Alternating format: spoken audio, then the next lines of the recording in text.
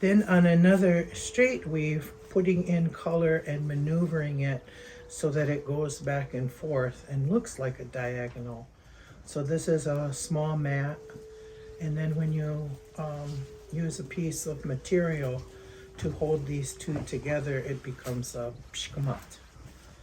A what? What? Pshkamat, yeah, and that means bag. And so these things might have carried sacred items and other things like that. This is a very contemporary piece because bulrush wasn't made into bags like this. But this is using a basswood technique with bulrush.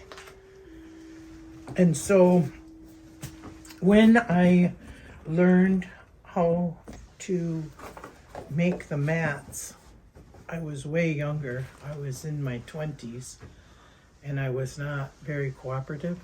My mother wanted me to learn, and I wasn't interested. So I wasn't really paying attention all that well. Many years had gone by, and I dabbled with it on and off. She would bring out something and have me work on it, and I'm like, okay. Just to kind of keep me reminded of what it was that she taught me. Then EAB came to Michigan, the emerald ash borer, and wiped out so many of the ash trees that I had to think, what am I going to weave with now? And I became more interested in weaving with bulrush. And as I was going around to the museums and looking at the old pieces in the museums and such, there was something astounding that I had found out from all of those different collections. All of the salvage edges were the same but different.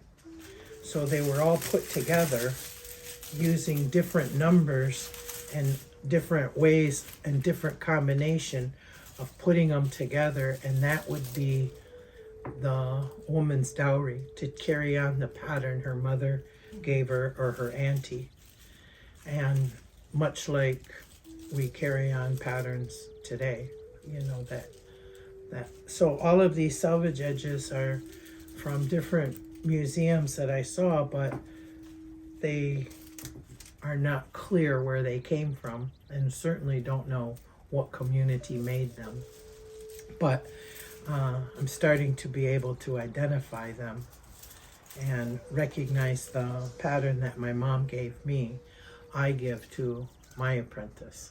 So I work with 2 or 3 apprentices at a time to try and keep them motivated and interested in what it is that they're learning.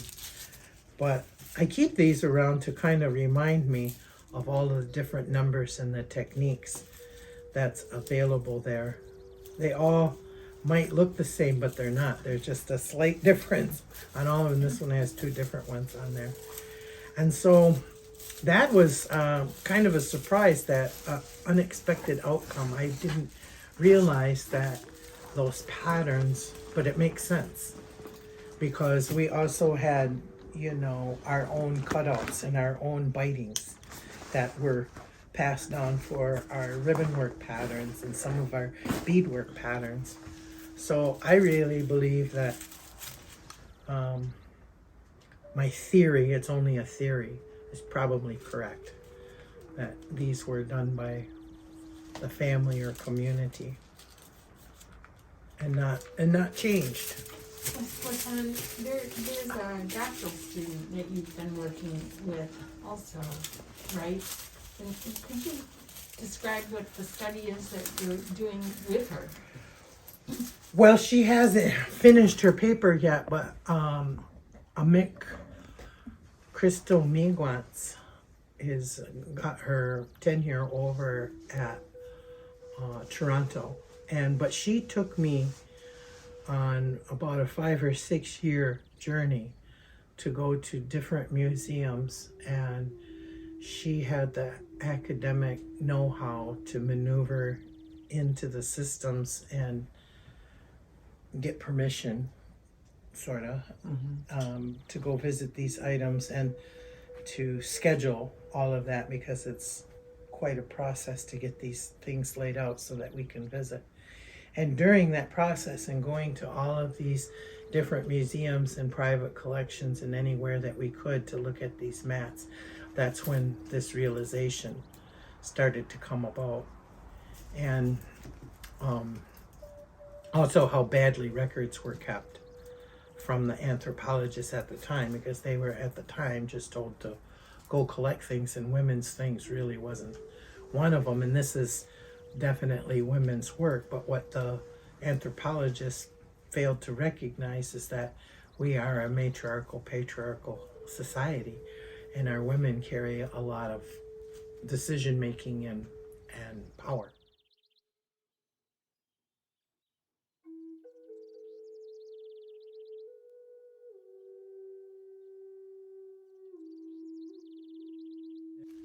Okay, so we're going to make a little 16 bottom basket real quick.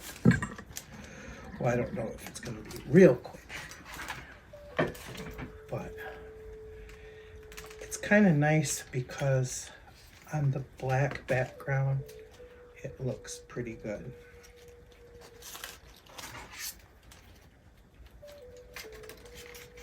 Now we're to the black ash, right? Now we're working with black ash, which I don't get to do as much anymore, but I'm so happy that someone, I went to Minnesota this year, which is 2 states over. It's quite a ways, about 12 hours driving, and I brought back a black ash log from an uninfected area on the Leech Lake Reservation. And so I've been able to weave again, and I haven't been able to for years.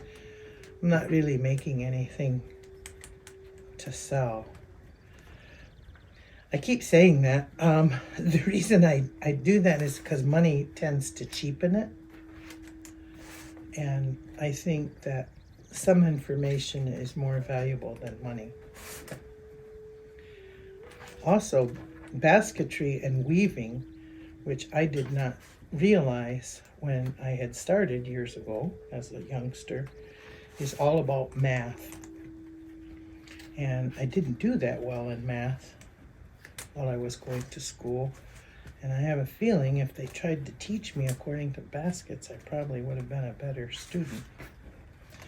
But it makes real good sense to me what the issue is to be able to describe what I'm doing in the language, you know. So when people come here to learn how to weave, they also get with them on another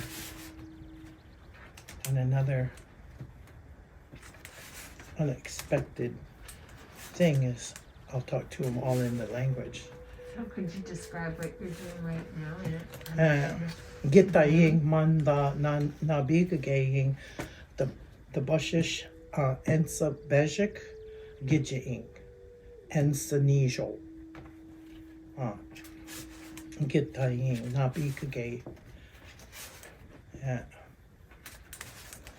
Gijita gwek wawia gijing nish bejiketa.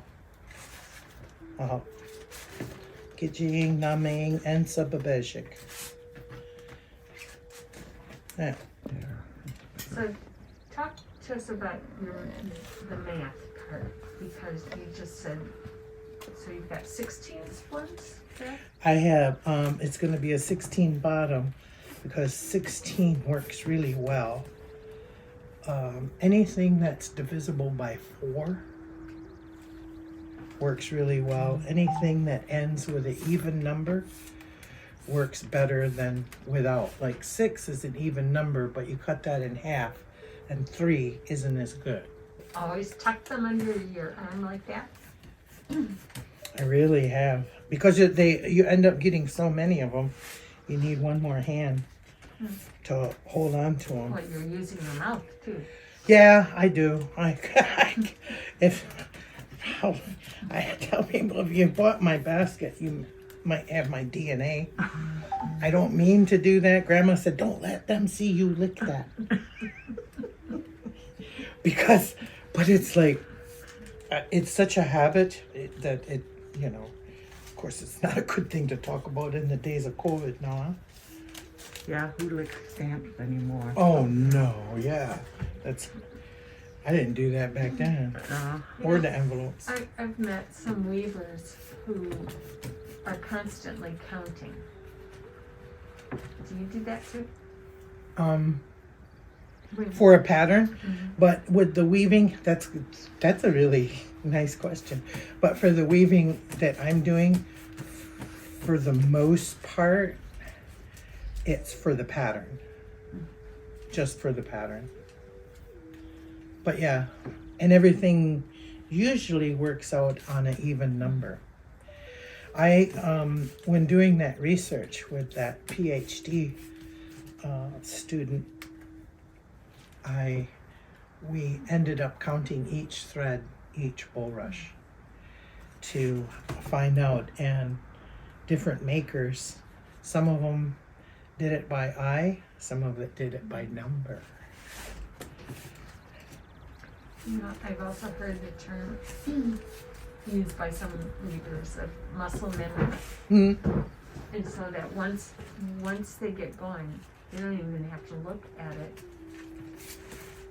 So, does that happen to you? Yeah. Yeah, especially when finger weaving, you know, with the yarn and the belts.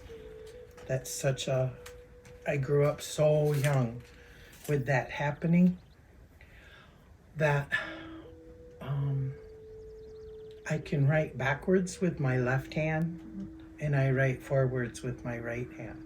So developmentally, something happened at a young age because my left hand has to mirror what my right hand does in finger weaving. And so,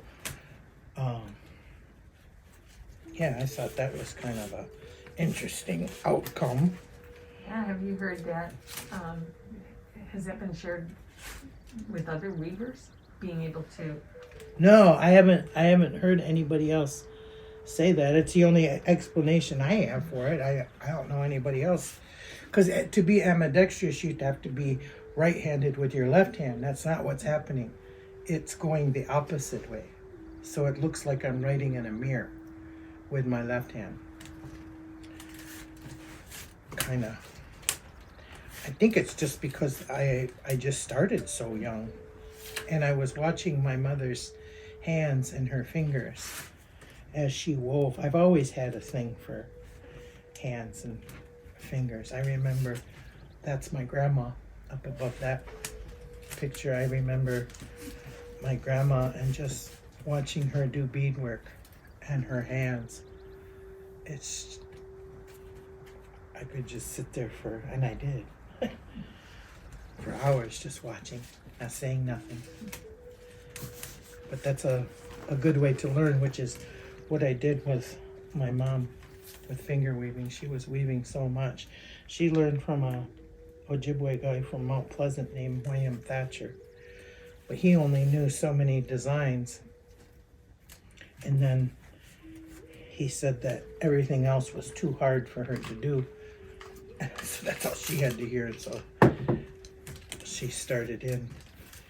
And we would take annual trips to the Chicago Field Museum to look at the Iroquois man wearing an Assumption sash like this. I got lots of pictures of that over the years. So, did your mother sell her work then? Not really. I think she traded.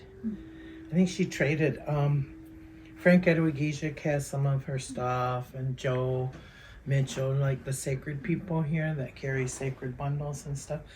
They all have my mom's weaving, but or a piece of my mom's weaving of some sort.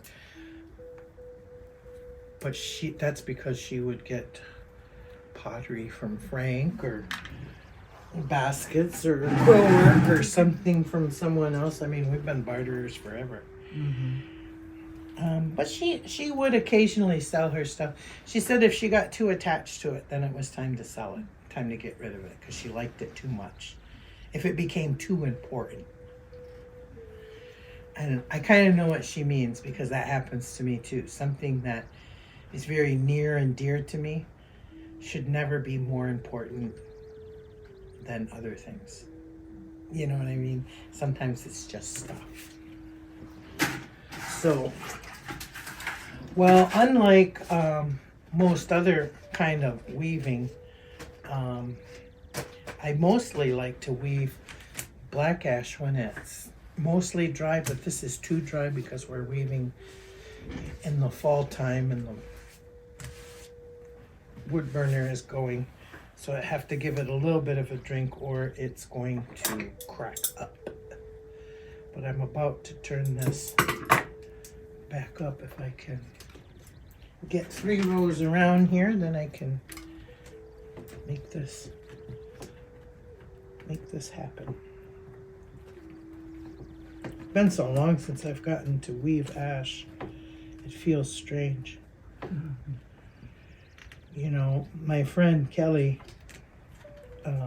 Church from the Potawatomis downstate, about 3-4 hours away, she gives me ash often, just because she wants me to keep on weaving. But she goes far, far, far away to go find healthy ash. There's some really nice stuff in Wikimakong that is still healthy and hasn't been gotten. That was as of 2019. It hasn't gotten there. I heard that it was over in Chigin, but you know, Wikimakong burnt their island a long time ago to get rid of a sickness, so everything was burnt down. So you know, but Wiki is a big swamp, a big low-lying area. It's a big medicine chest is what it is. It's awesome. And I'm looking forward to gathering when I'm up there. well, you'll get to know Stitch. Mm-hmm. Stitch the Magic Man. He's it seems like every reservation has a dude named Stitch. What the heck? Ours is a nosy guy. Anyway, Stitch is kind of in charge of their NRD. And what is equivalent, and it's their lands department. They call it lands and something. And Theodore is a fluent speaking. He knows a lot of Mishkiki and the native names for it. It's like a gold mine. I just sit and listen. I turned my recorder on and listen to him speak about the medicines. Yeah.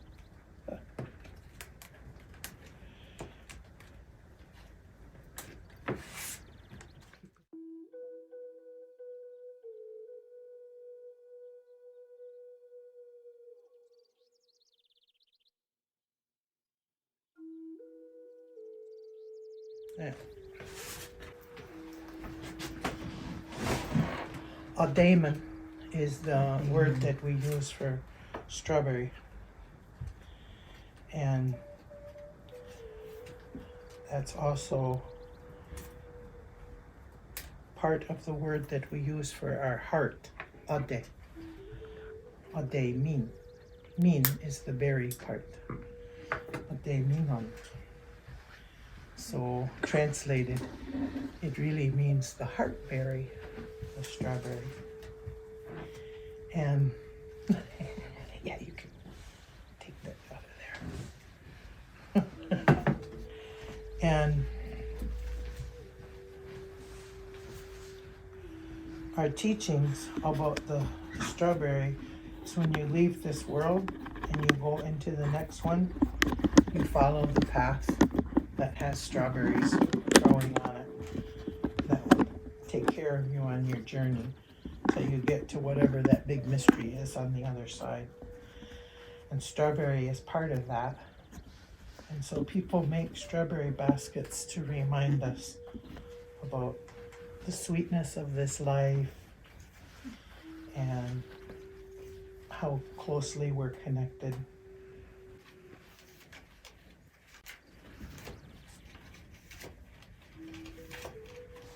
I even like the sound of it. Just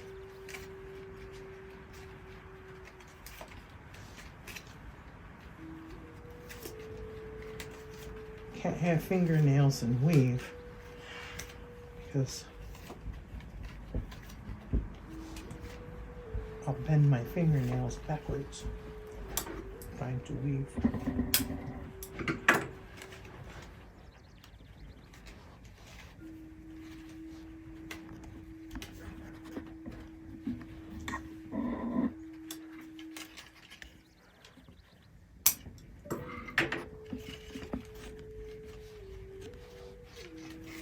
So you said you made your living doing this for a while. Where would you sell your work? I mean, you said you went to powwows. Sold them at powwows. A lot of them at powwows. And I never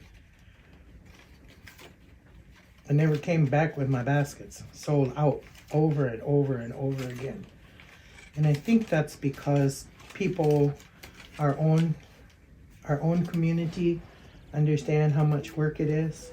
And they don't have qualms of paying $80, $150, $180, $225 for a basket because they know what had to happen for that basket to be made. So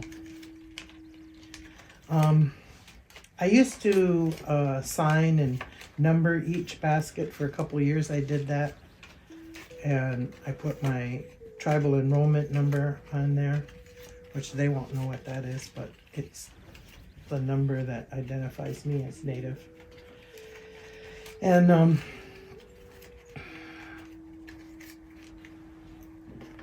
just out of curiosity to see how much I was weaving, I wove 348 or something like that. It's the most baskets I ever made in a year. But it's kind of cool to see who got number one and who got the last one. That year I was taking pictures of them and keeping them in a catalog. I don't know why. For fun. To see where they ended up, because I like to take pictures of people who bought them. I said, make sure you use it. Don't not use it. Tree will hurt the tree feelings.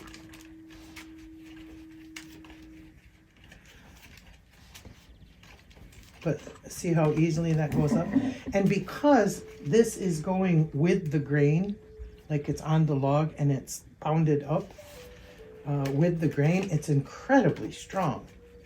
I mean, really strong. If I cut across the grain and peeled it back with a draw knife or something, then it would break. But it can't do that when it's with the grain. And like you were saying last week, I guess, when we were on that Zoom thing, they're strong unless you keep them in too dry, correct? Like in the sunlight.